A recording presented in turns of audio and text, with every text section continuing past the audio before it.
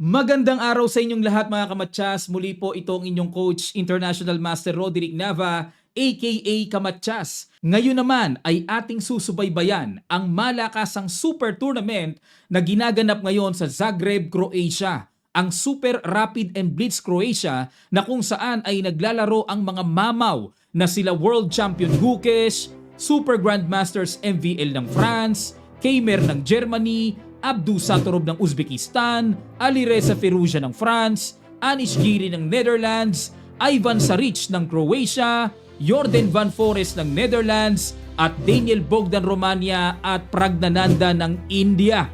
Ito ay may big time na papremyo na tumataginting na $200,000 na ang champion ay tatanggap ng $50,000 at ang kulelat naman ay $7,000.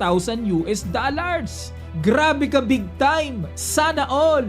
Ang format nila sa Rapid ay 25 minutes plus 10 seconds increment per move at may scoring na 2 points for win, 1 for draw, and 0 for loss. At sa Blitz naman ay may 5 minutes plus 2 seconds increment per move at may scoring naman na 1 point for a win, 1 half for draw, and 0 for loss. At pumili po tayo ng dalawang kuminang talaga sa kanilang day 1 fight, no? 2 games na mabigatang laban. Pero bago natin pasadahan mga kamatsa, syempre, hindi mawawala ang puzzle.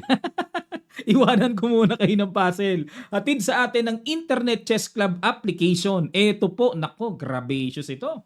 It's black to play, force mate by 3 moves. Naku, matindi yan ito. At kung makita nyo ang sagot, ira-randomize natin at pipili tayo ng isa na maswerteng masya-shoutout sa nakatamang sagot. Pakilapag nyo lang po, tulong nyo na sa pag-promote ng video na ito. Ang unang bakbakan na i-analyze natin ay sa pagitan nila Super Grandmaster MVL at World Chess Champion Gukesh. Mainit kagad. Simulan na kagad natin. White dito si MVL, tumira ng D4. Nag-Knight F6 si World Champ. Nag-Knight C3, interesting rapid variation by MVL. Kumbaga parang nanggulat kagad, C4 kasi ang normal eh. At D5 kagad ni Gukesh. Kasi nga po dahil walang C4, sinamantalang kontrolin sa pamamagitan ng D5. At para mapigilan din ang White's E4 na mabibuild ng lubos ang sentro. Nag-Bishop F4. Kung tawagin na po ito ay London Jobava system. Pinagsamang Bishop F4 at Knight C3 at nag-A6 naman kagad si World Champ para hindi siya malundagan ng Knight na nakakailang na may threat sa C7. Nag-E3 lang para papakawalan ang development ng Bishop. Nag-E6 lang si Gukesh. G4! Another interesting move by MVL. Talagang nanggugulat talaga oh. Atake kagad ang gusto sa king side mga kamatsas. At nag-Bishop B4. Ayun para i-pressure, atakihin ang Knight. Nag-Knight GE2 para kung ano man ang mangyari may kahalili, may suporta na ang Knight. At nag-Knight E4. Talagang tinuluyang i-pressure talaga ni Gukesh. Pero dito mga kamatsas, maaring matanong nyo at tanong ko rin talaga ito. Bakit hindi kinuha ang pawn sa G4? Bago natin i-proceed ang nangyari, no? Sandali lang po. Pag nag-Knight takes G4, may Rook G1 kasi aatakihin ang Knight. At halimbawa, aalis lang, may bawi kagad sa pawn G7. Easy lang. At kung ang gagawin naman ay H5 para suportahan, sisipain lang po ng H3 yan. Tatakbo Knight F6 and then Rook takes G7 eh. Ibig sabihin, yung pain or yung pakain na pawn G4 ay sapat ang gagawing plano. May Rook G1 lang is the key. Yan ang sagot. Kaya dumiretso si Gukesh sa Knight E4 para atakihin ang Knight. Nag-Bishop G2 lang develop. Kinapture na ang Knight. B takes C3 at tumakbo Bishop D6. Hamon ng Bishop to Bishop. At nag-Queen D3. Umangat lang para ma-improve ang Queen. May C4 planning, may E4 planning. At yan ang lumalabas na bagong tira na wala po sa bookline. Dahil ang bookline dito ay Rook B1 sa posisyon na to mga kamatsas. Okay? Pero itong Queen D3, bago. At nag-Knight C6, tuloy lang sa pag-develop. Nag-C4 na nga at yan din ang purpose talaga ng Queen. Para ma-C4 at ang double pawn ay mawala. Ma-exchange na talaga. Kinaslingan lang Kinapture na ang pawn sa D5. Capture, di wala ng double pawn. Umayos na ang pawn structure. At sa pagkaka-capture dyan ay nabuksan ang diagonal. Siyempre, may kain dito sa G4.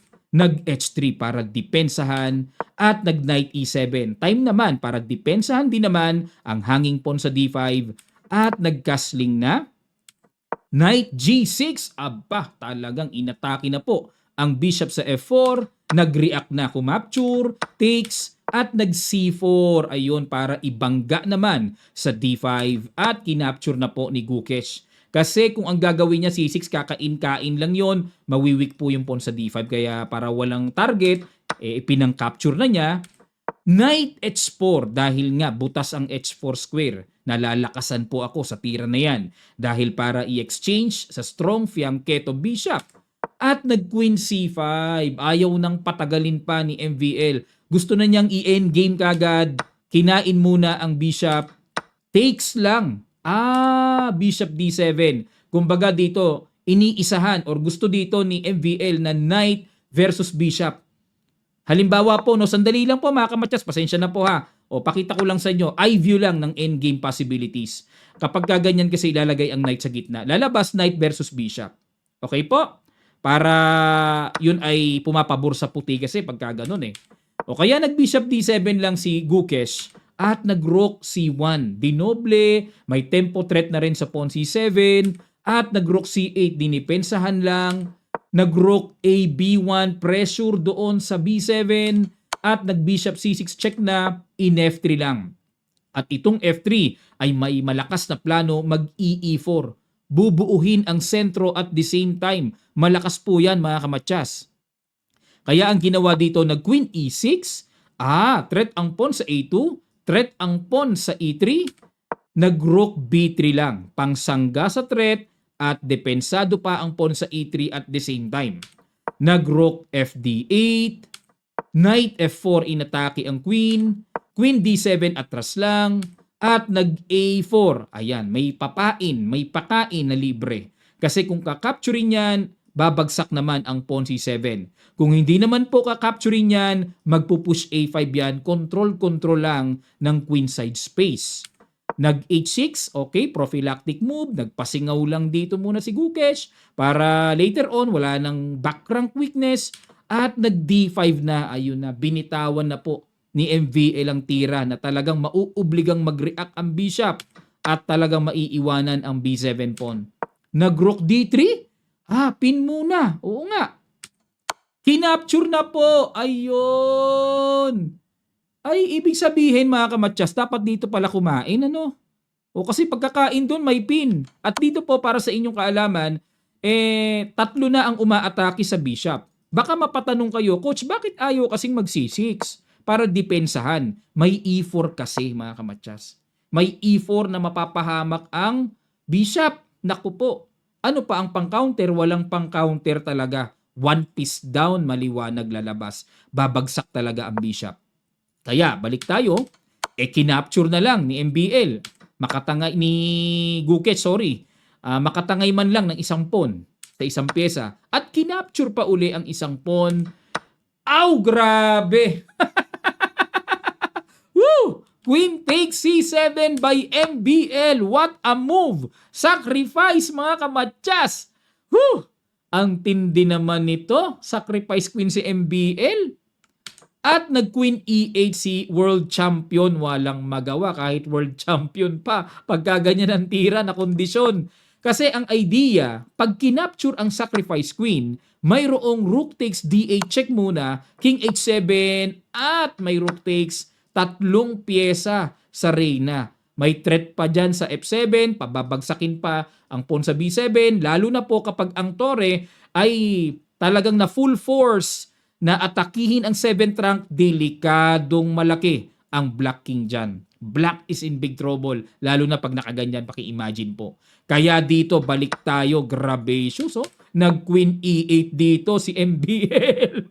Napilitang talagang triplihin ang depensa ng kanyang mga tore at kinapture na, takes, at nag-Queen takes B7. Time naman para pabagsakin naman yung isang pawn, nag-A5, at nag-Queen C6, talagang kanina pa yan Nangungulit talaga si MBL na makipag-queen to queen.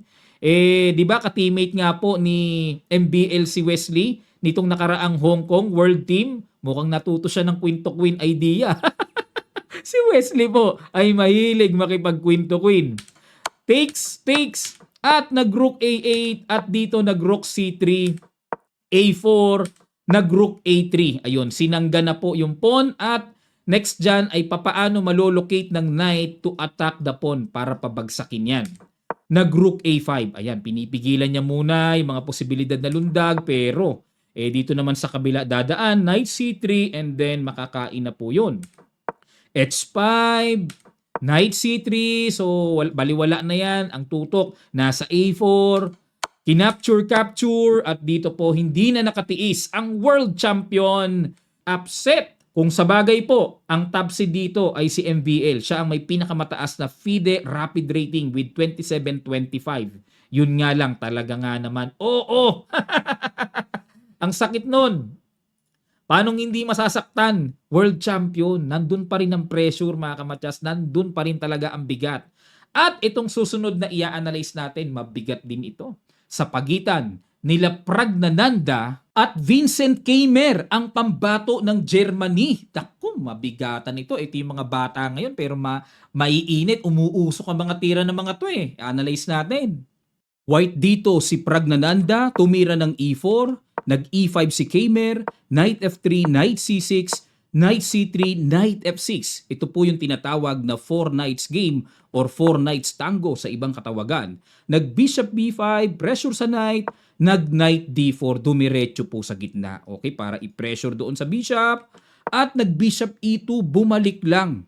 Ayan, dito po mga kamatyas, baka po iniisip nyo, pasadahan lang natin konti, baka iniisip nyo, Coach, ba't hindi kinain yung libreng pawn sa E5? Ano ba meron dyan? Magku-Queen E7, aatakihin lang din yan. At kung babalik yan Knight F3, kakapturin po ang bishop, and then Knight takes B5, at dito mababawi din ang pawn with check pa. So dito ay timpladong mababawi talaga ng black. Okay? Kaya hindi na po hinangad pa ni Prag na kainin ang libreng pawn. At nag-Bishop E2 na lang siya. Knight takes F3, Bishop takes F3, nag-Bishop C5 develop, Knight A4, inatake ang Bishop, at nag-D6. Maaga namang lumabas ang tinatawag na novelty o bago, wala sa libro mga kamatyas. Dahil ang old lines na naitala na may umatras sa E7 at may tumira lamang ng simpleng castling. Siguro na blunder kaya nakatala ano. Castling lang, merong naka-record oh. Ay, ano ba yan?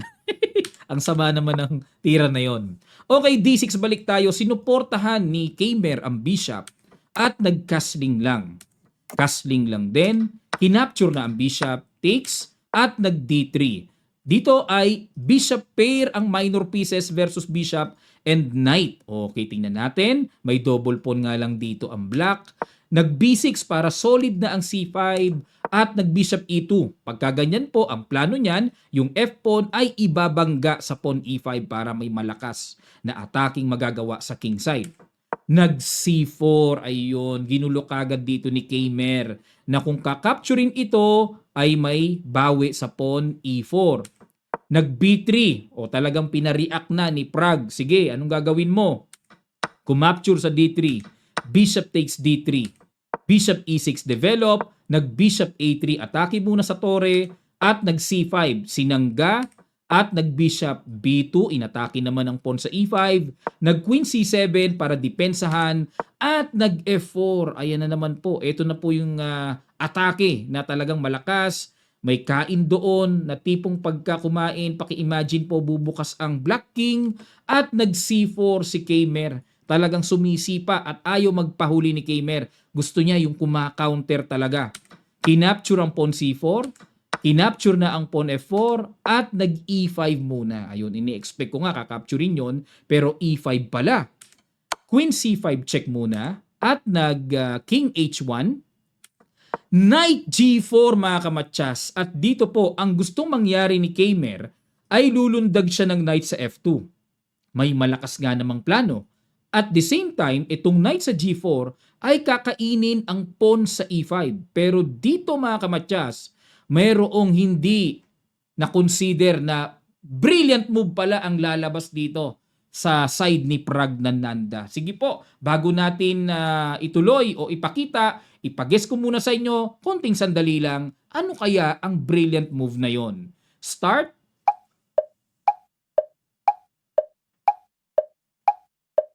Maraming salamat po mga kamatyas. Ay grabe ito, ang tindi. Bishop D4, congrats sa mga nakakita. May ganyan palang sangga. Atake na sa queen, wala nang knight F2 check, na pigilan na rin, at napilitang umiwas si Kmer. Siguro doon lilipat sa kabila para may atake, ano? Kasi po kung kakapturin ng bishop ay napakalaking blunderations niyan. Ito po ang mangyayari, maku-queenless ang black dito. Kaya napuwersa talaga si Kmer na umatras na lamang queen e7 at doon naman lilipat sa kabila, pero kinuha na ang pawn sa f4. Nag-queen g5, inatake ang rook, may atake din sa pawn e5, nag-rook f3, at nag-rook a d8 muna. Pineresure attack muna ang bishop. Pero, another question, mga kamatyas, paano pag kinain yon? Ano meron? Magro-rook g3. At saan ilalagay ang queen para ma-maintain ang pagkakadepensa? Halimbawa, mag-queen f4, may bishop takes h7. Grabe pala ang nasa likod nito mga kamatyas. Marami ng mga papagapang na something-something. Mayroon pang boom! Sacrifice the rook! Pag kinain, ay yun ang combo. Yun ang combo mga kamatyas. White is totally winning. Okay, balik tayo. Grabacious naman yon. Ang ganda ng mga tactical blows. Balik tayo dito. Nag-rook a d8. Dinipensahan muna ni Prag ang bishop. At nag-knight takes e5 na. Nag-rook g3. Ganun pa rin. Parang nakita na natin to. Pero this time, nag-knight g4. Sinangga ng knight. At nag-queen f3 muna. Dito po kasi mga kamatyas, kung iniisip nyo baka may h3, pag h3 may rook takes d4 po. Ayun, para sa inyong kaalaman, na kapag kinain may knight f2 check. Okay? Magulo yun. Kaya, ginawa ni Prag, nag-queen f3 muna siya, no? To protect the f2 square. Nag-h5. Nako, mag-h4 na ang paparating. In-h3 na po ni Prag para atakihin ang knight na yan. At dito, nag-queen h4 si Kmer at kitang-kita ang pag-angat ng evaluation bar ni Prag. Grabacious na pagkakamali. Blunderacious talaga mga kamatyas. At dito, dapat daw is queen h6 eh. Yan, queen h6, maganda pa kondisyon. Pag queen h4, sinimplihan lang po dito ng king g1, aray ko, saan pupunta ang knight? Yan ang malaking tanong.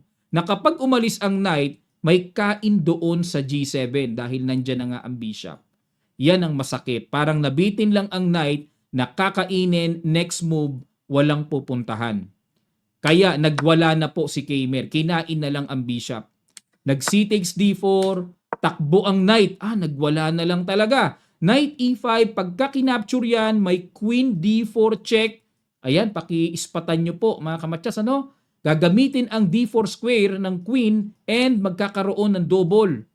At ang ginawa dito, kinain pa rin talaga ni Prag. Queen d4 check, king h2, at nag-h4. Inatake muna ang tore. Bakit po? Ano ba mangyayari kung kainin talaga ng swabe ang tore? Mayroon pong rook takes g7. Incredible sacrifice. Pag kinain, queen f6 check, only move king g8, may queen g5 check, king h8 at mauuwi po sa pagkamatyas. Napakaganda ng mating net na yan, ano? Balik tayo. Kaya ginawa dito ni Kmer, nag-h4 muna at dito talaga nga naman, hindi pa rin pala talaga makakaiwas sa rook takes g7. Ganun pa rin pala.